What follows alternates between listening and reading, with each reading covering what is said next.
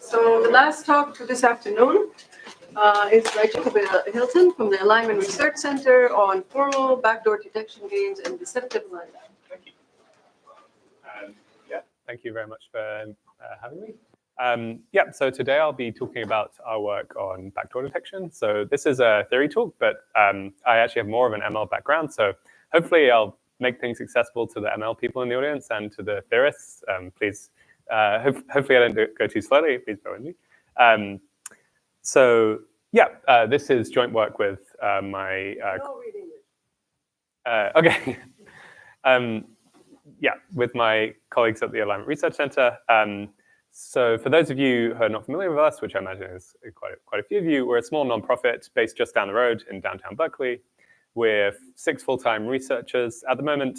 We're independent. We don't have an academic affiliation. We're just philanthropically funded. And we're working on basically theoretical approaches to AI alignment. So if you're interested in finding out more about us, please do come find me afterwards. The motivation for this talk comes from this idea of deceptive alignment, sometimes called AI scheming. So the basic idea is, if you imagine today's current methods of AI alignment, like reinforcement learning from human feedback, you train an AI system, you give it rewards when it does well. So this is very good for optimizing average case. You can see where this is going. Obviously, it doesn't necessarily do well in the worst case or out of distribution. And in particular, one concern you might have is, something like if you train your teenager to behave well in the house, and then you let them loose on the world, will they necessarily still behave well? Who knows? And so we might worry that the AI system is basically sort of aligned in training, but then when it is presented with a novel situation where it has some different opportunities available to it, it stops behaving well. So that's the motivation.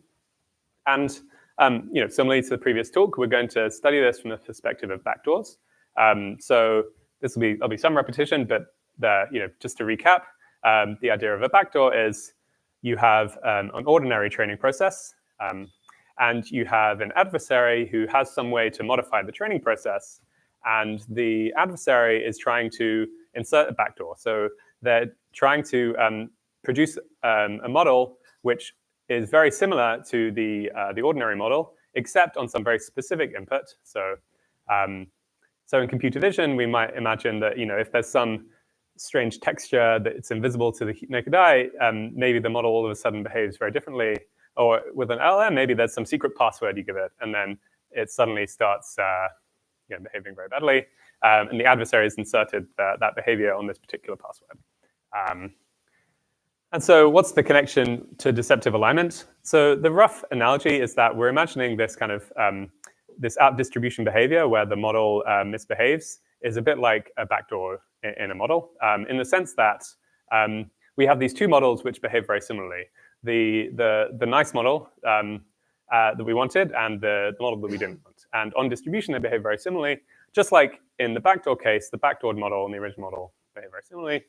And one particular thing to point out in this case is, what is the adversary in the case of deceptive alignment? So in backdoor detection, the adversary chooses the modified training process. And in deceptive alignment, we don't really have an explicit adversary. It's more that just we're using this adversarial machine learning framing as like a stand-in for basically saying, kind of like making a worst case assumption about how training could go. So that's the motivation we have. Obviously, there are other motivations for backdoor detection too, as we heard earlier. Yes. Do you require that the modified training process only change the model on this one specific input? So I'll come back to the formal definition, but we're going to require that basically it's only allowed to change a small fraction of inputs. It doesn't have to change only one specific input, but it can't change too many inputs. I see. Okay, because I know that Paul and others also thought about modifying the training so that the model has some global property that's hard to detect. Right. But okay, this is different. Yeah, so we already heard about this paper earlier. but just to briefly, maybe I'll briefly recap. And please correct me if I make any mistakes, the main question this paper asks is what I'm going to call static backdoor detection, meaning if you're given, if you have an adversary who has a backdoor procedure and you're given a model which is either produced by the ordinary procedure or the backdoored, can you tell the difference? And the paper, as we heard, there's the black box setting and the white box setting. In the black box setting, the defender basically they don't get to look at the weights of the model. They only have query access, and the backdoor can be made undetectable in the sense that the defender cannot find any input where the models differ. And in the white box setting, they do have access to the weights of the model, and the impossibility result basically is that the defender can't tell the difference between a backdoor model. And what our paper looks at is basically what if we allow the defender to intervene at runtime. In some sense, this is quite similar to the previous talk where you're sort of like changing the model, you're applying some mitigation, like washing your hands after, like that with the washing the hands sort of analogy that we heard. So why do I say that? Well, you could imagine if you could detect backdoors at runtime, then you could implement some monitoring system. So if you have, you get to see an input as it comes in, and your job is not just to tell, is this the backdoor model or an ordinary model? Your job is this particular input the trigger itself? And you might think that might be easier because, probably there's something very strange going on when the trigger is active. So this might make it easier to tell. And if you kind of think of the combined system as being like, if you imagine the model with like the monitoring system on top, it's a bit like you've made like some immunized some model, which is why it's like the kind of analogous to the previous talk. So can you not obfuscate the fact that like some different part of the system is triggering based on some input? We'll see that you actually can, but I'm at least posing the question. If the backdoor, when triggered, is easy to detect, then this seems like an easy problem. Right. Yeah. So the issue is backdoors that are hard to detect even when triggered. Yes. Yes. Basically, I'm going to argue that runtime detection is something. It's certainly in the deceptive alignment case where we think that we should be allowed to do runtime detection. It shouldn't make the problem too much easier. But there's some hope. There's some reason to think it's at least worth giving us this option. Okay, so I'm going to introduce the formal game that the formal definition we use. But before I do that, I'm going to basically kind of introduce the principles that went into the definition. And a lot of these are motivated by this like deceptive alignment application. So the first one is we're going to focus on the white box setting. So why do I say that? Well, in the deceptive alignment case, you just do have access to the weights of the model. You yourself trained the model. It wasn't that like you gave your training process to some untrusted person. Secondly, we're going to look at this runtime detection setting, like I said. And the idea is, well, if you're worried about the model behaving badly in some strange situation and you could detect it at runtime, that certainly seems good enough. And finally, in most cases, we're going to, whenever possible, we're going to try and make a worst case assumption for obvious reasons. But there's one basically key exception, which is that we're going to assume that the trigger is chosen randomly, which is a little bit of a strange thing to say. So there's to justify this, basically, we have to make some non-worst case assumption. If we make too many worst case assumptions, it's just completely hopeless for the defender. If we just allow the attacker to choose the original function, the backdoor function, the trigger, it's too easy. And so we need to relax it somewhere. And this, to us, seemed like the most kind of natural place to relax like this worst case assumption. And thinking back to the deceptive alignment case, how is the trigger chosen? The trigger in that case is kind of maybe some clue that the model is not in training anymore, or it doesn't necessarily get to choose the trigger. So in the kind of the actual case we're worried about, in the threat model we're worried about, it's some strange combination of being chosen randomly versus being chosen adversarially. So for the sake of our model, we're just going to choose it randomly. Which it behaves in a backdoor way? Correct, yes. Okay, so with that in place, I'm going to switch to the whiteboard. Do our definition. So we work with a fairly general framing. So we're not going to consider in detail the training process. We're just going to consider the process of choosing a particular function from a big collection of functions. So we're going to take f to be a set of any set of functions.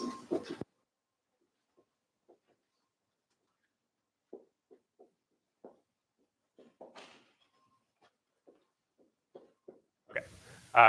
So x here is just some set of possible inputs, and we're going to be considering 0, 1 functions. And this epsilon is going to control how narrow does the backdoor have to be.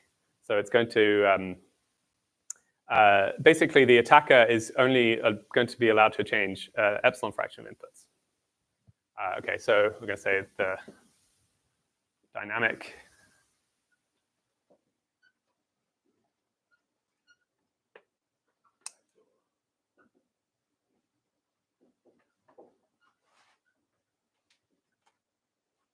Can people read what I'm writing, by the way? Is it clear?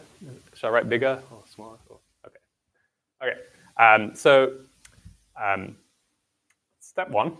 The first thing we need to do is choose a distribution.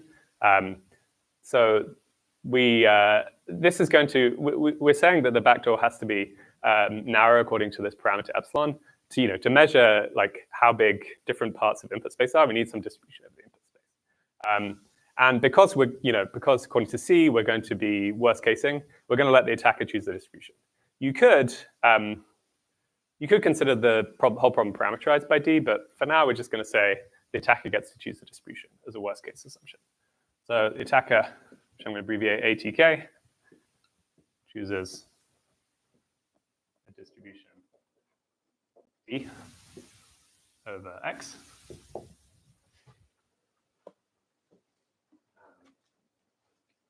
And next, we're going to choose the ordinary function that's produced by our ordinary process. And again, as a worst case assumption, the attacker is going to choose this. So the attacker chooses.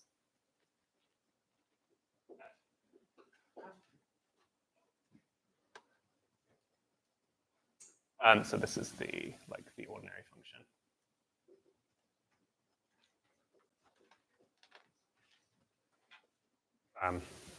Okay. And next, we're going to choose the backdoor function. But before we do that, we need to choose the trigger because the attacker doesn't get to choose that. That's sampled randomly. So step 2 is we sample the trigger, X star. So this is where the backdoor function is going to behave differently from D.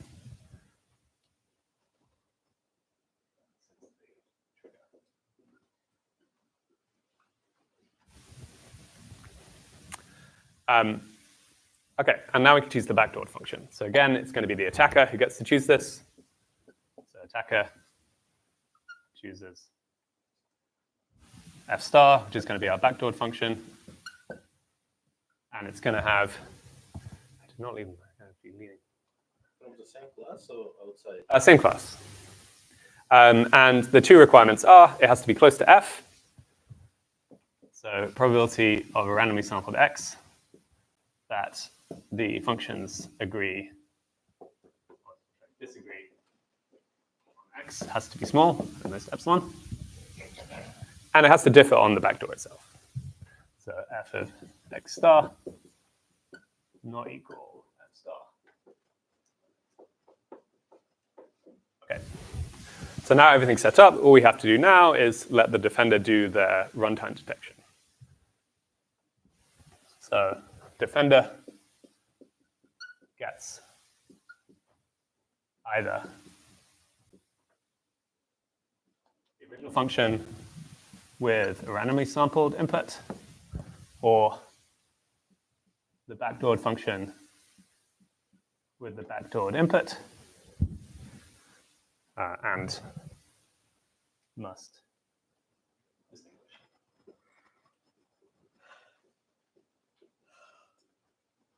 So this is the game. And just in case the handwriting is really unclear, here it is again. Any questions about the basic setup? I mean, when you're just saying f of x star has to differ from f star of x star, so you're not saying in what direction does it have to differ. It's like if this were a real function, you could just change it by some tiny amount, right? That would, with only black box access would be undetectable for that reason. Yeah, so the only reason I say differ here is because we have 0-1 functions. You can consider this in the setting of functions to the real value functions, and then we'd usually change this definition slightly and say, these have to differ in absolute value by 1 or something. Yeah. And then this would be replaced by an expectation instead of a probability. Yeah. So for some classes, the attacker has no chance. Like if f is a set of linear functions, the attacker loses with probability basically 1, right? Well, it depends on epsilon. I'll go through. Yeah. It's just because he cannot choose something which is different on one point and not different. So if the class is already kind of large distance, so it's only interesting for things which are kind of packed, kind of not that correcting kind of. Yeah, I think I'll go through these examples and some results. Hopefully we can become clear. Yes. Just to understand better, so trigger is one input, or is it a prefix or something? A trigger in this case is just one input. Yes. So it's not a prefix. So I'm sorry, but this notion of intervening at runtime, what's runtime for you here? So so the point is that step 4, the defender gets access to the particular input. So they don't just distinguish f from f star. They have an input, particular input, and they're trying to distinguish the pair fx from the pair f star x star. So it will be success for you for random x star. So If you can do it for random x star, you would say that it's a defense. yes, if the defender can tell with high probability or something that they can correctly classify, then the defender wins. Yes. And so in general, we just talk about the probability under optimal play that the defender wins this game.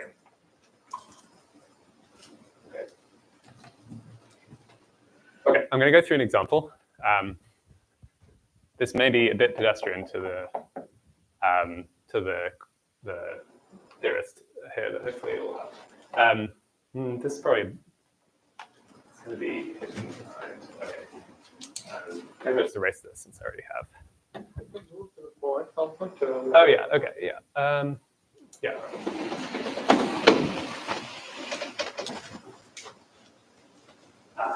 Okay. Example. So let's say my set X is a disjoint union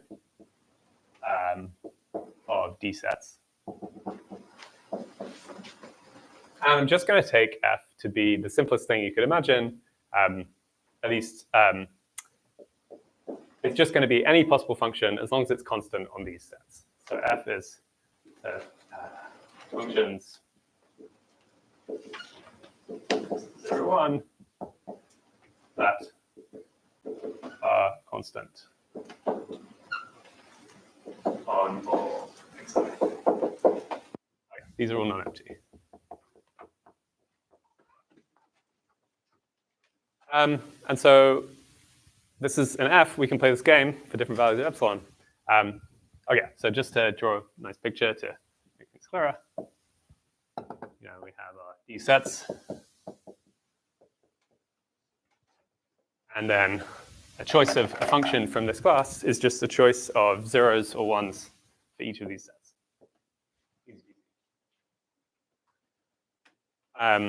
Okay, so who wins the game? Well, it depends on the value of epsilon. And there's basically two regimes, large epsilon, small epsilon. And basically, the only real parameter that sort of has any effect is D. So the two cases are basically whether or not epsilon is, So case 1, we're going to look at big epsilon. So So when epsilon is larger than 1 over d. So in this case, this is now easy for the attacker. So the attacker just basically puts 1 over d probability on each of these sets. And because 1 over d is less than epsilon, it's once the attacker has been given the point x star that lies in one of these blobs, they can just flip the whole blob, and that's allowed because they didn't change even epsilon of the set. So, yeah, maybe I won't write that down. I'll just say attacker wins. Technically, the defender, wins with probability half because they can just guess. Half is basically they can always do a half.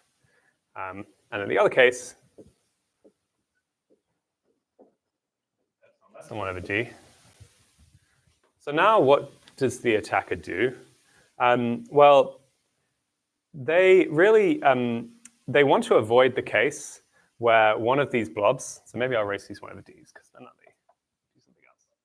They want to avoid the case where one of these blobs has more than epsilon mass in it, because then they cannot flip the label on that blob if the trigger ends up there. But now the problem, because epsilon is small, the total probability of all blobs that have size most epsilon can't be too big, because there's only d blobs. So maybe I'll write that down, because that was a bit of a mouthful. So best attacker can do is, when choosing d, is for the probability that x is in some xi with probability xi minus epsilon.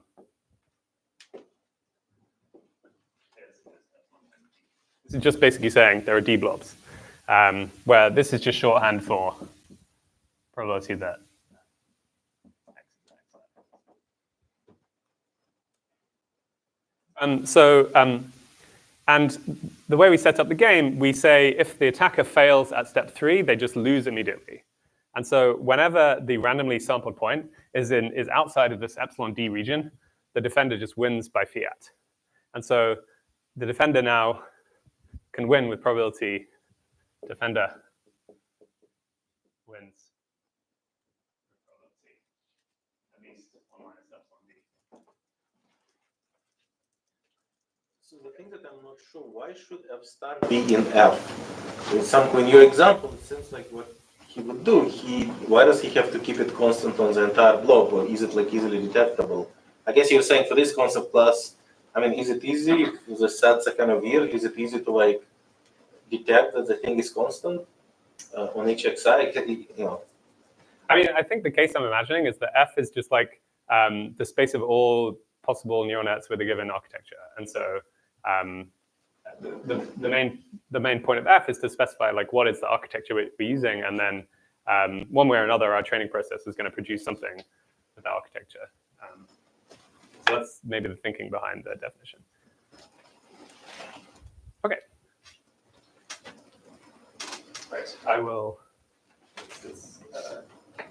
Okay. I don't need that example anymore. So I'll just move this back. Okay. Back to slides. Okay. Okay. I just gave the answer. I was gonna say, does any guesses to how this example generalizes if you take an arbitrary f? So with no. What is d? What is d in this example? Like, is there what does it correspond to in a general case? Any guesses?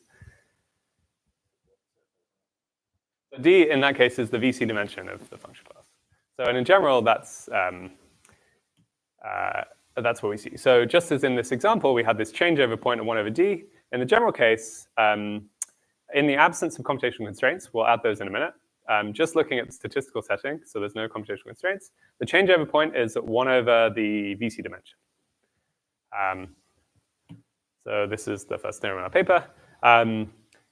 We have something slightly more general than this, but this is basically the substance. Basically, the defender wins this game with high confidence if and only if epsilon is small. So this little notation for those not familiar means basically means epsilon times the VD dimension tends to 0. So epsilon is like small compared to one of the VC dimension. And how is this proved? Well, in the forward direction, that's meaning epsilon is big. The proof is not really much more complicated than what I showed you. You just apply the same argument to a set that's shattered. Okay, so I should probably say, what is VC dimension? Some people maybe don't know. The definition of VC dimension is the largest, the size of the largest set that's so-called shattered, meaning the function can take on any combination of values on that set. So in our example, the VC dimension was D, because any choice of 1 point from each blob, the function class can take on any combination of values. So it's measured like the complexity of the function class. And yeah, so the forward direction is roughly the same proof. The backwards direction is not as easy. It was alluded to in the previous talk, this idea of, it's basically this kind of like a silly defense. So in the general case, so in the backwards implication, we're considering epsilon is small. And so what the defender does in this case is they, remember no computational constraints, is they basically take the function they're given, and they take lots of samples from D, and they just learn an entirely new function. And then the entirely new function they learn doesn't have the backdoor. And because the VC dimension sort of roughly quantifies like how many samples you need to be able to learn the function, when epsilon is small compared to one of the VC dimension, this works. Now you have to do something a bit more complicated. You have to do this majority voting thing, which is kind of very similar to this 22 and 2 New York's paper. But that's the basic idea. Do you know if there's a way to make this efficient? Is kind of like a DRM oracle in the reverse direction? I don't know about that. I will give some like so we'll see that in the computationally constrained case, the defender kind of loses, but I don't know about with respect to the oracles or anything. I'm confused because the defender distilling a new function, that would seem to remove the backdoor, but how does that solve the distinguishing problem? Whether the backdoor was there or not. Good question. Yes, thank you. So once you have a function where the backdoor is removed, remember you also have the particular input. Oh. So you just run the function on the input and see. Because you know that input. Yeah. But wait a minute. I mean, how do you know what the correct value on that input was supposed to be? Well, because you trained a new function that doesn't have the backdoor. So now. Oh, so now you see whether the two differ? Yeah, exactly. And this is why, it's like I was saying, like runtime detection is like very similar in a sense to like this like the setting from the previous talk where you just have to get rid of the backdoor. It's a closely related problem. But wait a minute. Like if there is no backdoor, you know, if there wasn't a backdoor, then we expect that with high probability, the new function and the old function will in fact agree on XStar. Yes, because basically you just need enough samples, and that's roughly quantified by VC dimension. Because of the basic pack learning result. Yes. Yeah. Very nice. Yeah. So in this example, maybe like in the previous example, the distinguisher does nothing. You're just basically saying the attacker cannot pass through step 3. Yeah.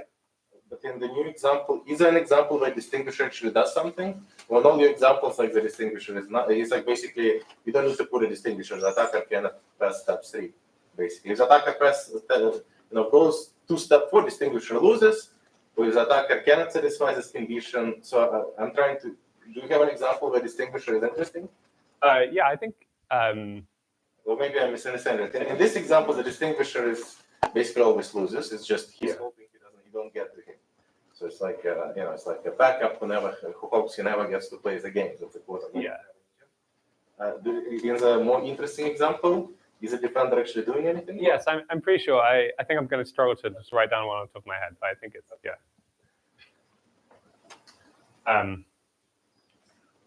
Okay. So that's that result. Okay. And I call this a possibility result. It's in some sense a positive result because,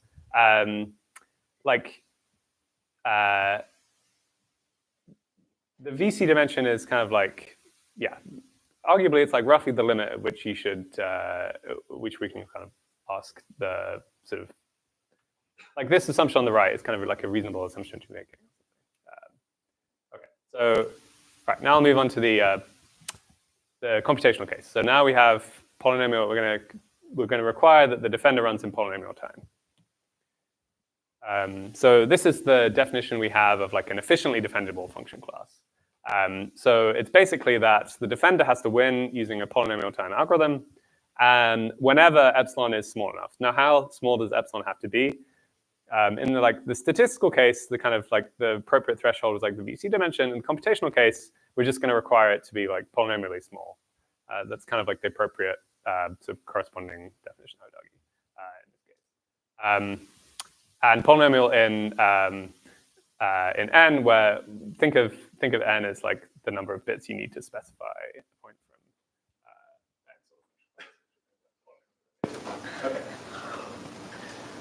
x. An immediate consequence of the previous results is that you can relate.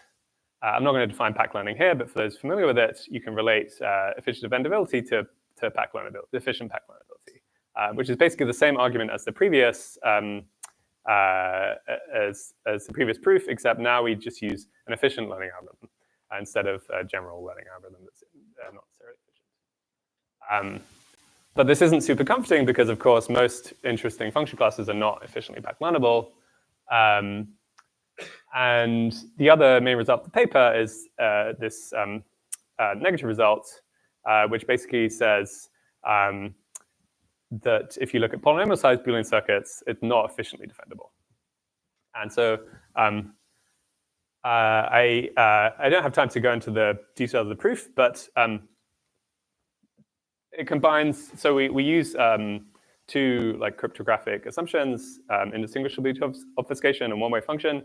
And the basic idea is we use there's an idea of a puncturable pseudo-random function, which kind of lets you change the value of a pseudo-random function at a particular point, and the program obfuscation is used to like hide where you did that, basically. That's the basic idea. I'm happy to explain that to people afterwards.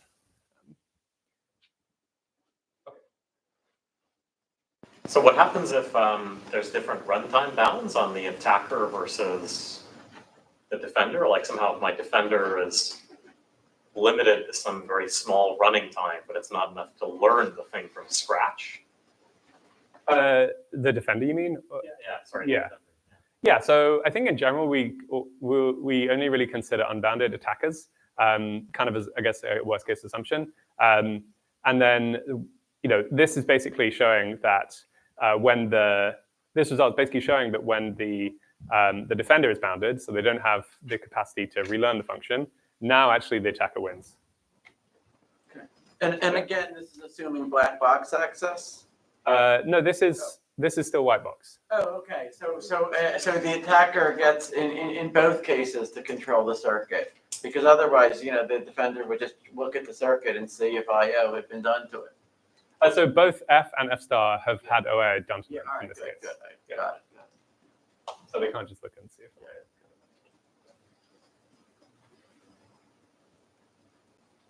Okay. So I'm going to take us back to the starting point, deceptive alignment. So what are like some of the takeaways we had? Going back to the first result about in the computationally unbounded. I mean, one question you might ask is why study the computationally unbounded setting at all?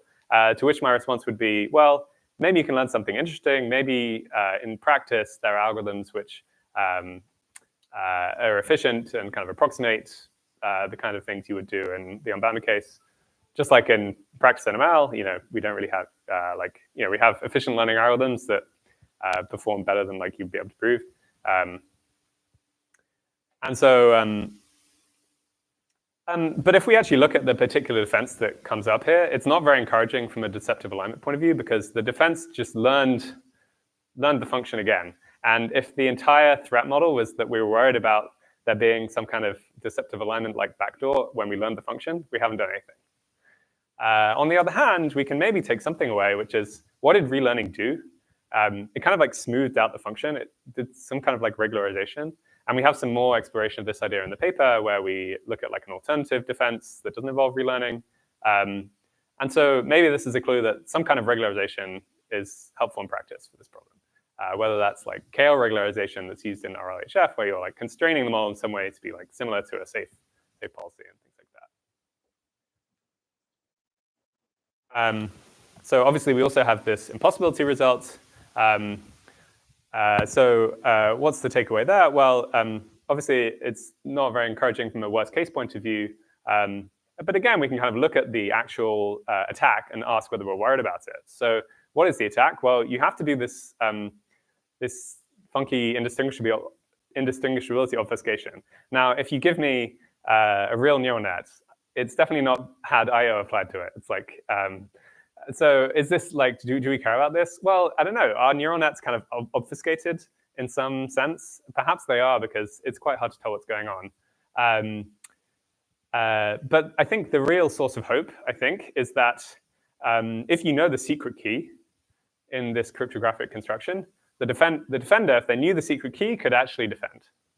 And so what I'd argue is we need to be looking for techniques that exploit the fact that in the deceptive alignment setting, we actually saw what happened during training. So if we imagine we are, we're the attacker in this backdoor game, and we're like inserting this backdoor using our secret key, but the defender is just watching every step we take, they can see the key when we do the attack. And so that is maybe a source of hope from the deceptive alignment point of view. I'm going to finish with a couple of questions. So the first question is for the theorists in the room, with what I think is the most interesting question from the paper.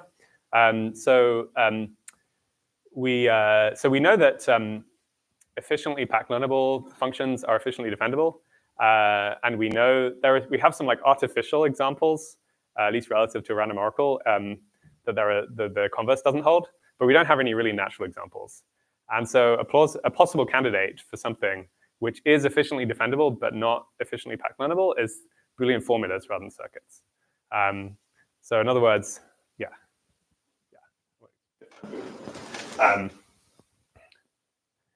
and we've thought a little bit about this, but it seems very hard. But I think probably very interesting. And then my question, which is a bit more vague for the alignment researchers, it would be to think about this question of how do we leverage information about the training process to do this like dynamic backdoor detection or deceptive alignment detection. Okay, and that is all I have.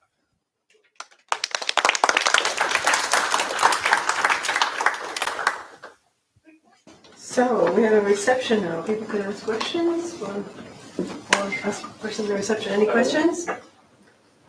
Reception means food. What's the bottleneck for making it work for formula? Is that because you want to do the puncturing and that increase the depth of the construction? I think so, yeah. So yeah, formulas are like log depth circuits, and I think,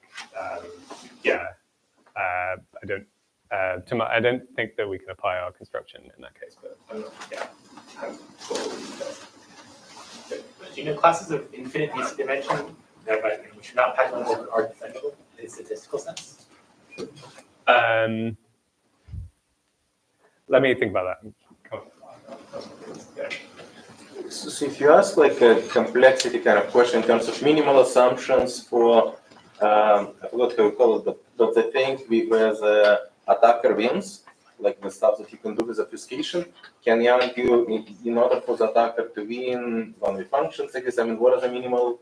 I mean, I know you have a possibility result from obfuscation, but what are the necessary assumptions for the attacker to win? We definitely don't have any results on like necessary assumptions. You mean could we like eliminate IO or something? Or? So assume there is a scheme where the attacker wins. So yeah. Boundary functions exist, public encryptions. I'm trying to see what can you argue.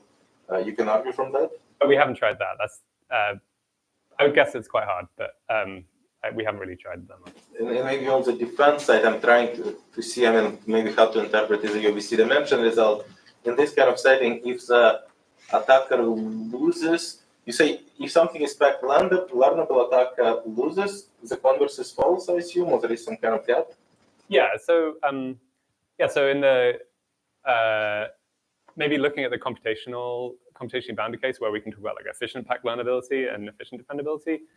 So we have a very silly counterexample of something which is defendable,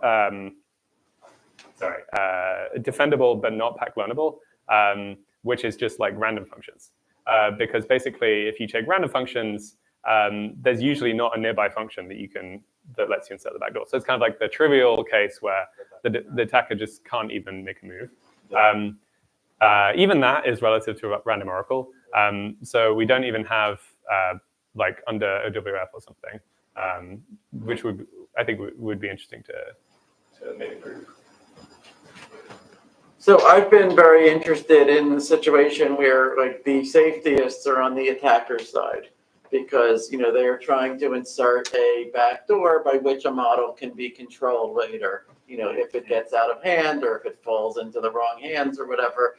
But it seems to me that it was like the one, your game, is relevant to that scenario, except for one thing, which is that if we're, on the attacker side, we don't just want to change f prime of x arbitrarily, right? We want to change it in some specific way. Yeah. Like if you give the secret input, then you have to shut down or something like that. Yeah. So I don't know if you have any thoughts about that. Yeah, I mean, I suppose it's a little bit tricky to study that in the 0-1 function setting. I would guess it's not too bad to overcome, because if you just think of like generating your bits one by one, maybe you can just, if we can control the first bit, maybe we can control the second bit, and then maybe we can control the third bit. So maybe you could, but yeah. But I mean, what kind of defenders, doing visioning with a runtime that you're saying, for this tax fraud example or something like that, maybe you can say it's too hard to kind of look at the model beforehand, but maybe when people, if there is some kind of runtime thing, when people put particular tax document, when there is a fraudulent tax document, but what kind of defenders do you envision? It looks to me, if I understood it, that the only kind of positive defenders you envision is something which kind of, let's ignore this thing, let's relearn it kind of from scratch. Is there something intermediate where you can kind of don't relearn from scratch? Do you envision something interesting, in between? Yeah, we definitely do. We only have some very partial results here. We talk a bit about in the paper about decision trees. So we're interested in defenses, which don't just look like relearning. And in the decision tree case, you can defend by just like looking how deep you went in the decision tree. And that is a potentially more interesting or promising approach, because it's more efficient, and it's actually kind of exploiting the structure that you found rather than just relearning. So what does the defender do? Like the syntax I'm just trying to say, assume some decision tree. Yeah. What would be like a sample defender, or like the defender from your paper, which is interesting, which doesn't relearn the whole class? What does it do? It basically, given your input, it sees how far down the decision tree did we go when we ran the decision tree on this input, and if it's below some depth, if it's too deep, then we say it's a backdoor. So it's not that interesting, but it's at least not just relearning.